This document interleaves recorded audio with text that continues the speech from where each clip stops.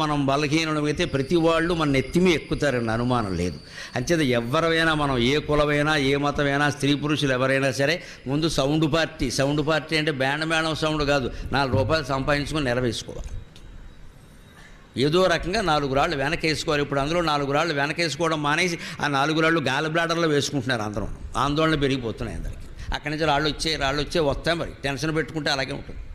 4 రాళ్ళు వెనక వేసుకోవాలి. ఖచ్చితంగా డబ్బులు బాగున్నాయంటే పొలమైనా కొనాలి, ఇల్లేనా కొనాలి, స్థలమైనా కొనాలి, బంగారమైనా కొనాలి. ఆవిడ వద్దన్నా సరే బంగారం చేయించేయాలి, ఎందుకంటే ఉండనే అని చెప్పాలి అంతే.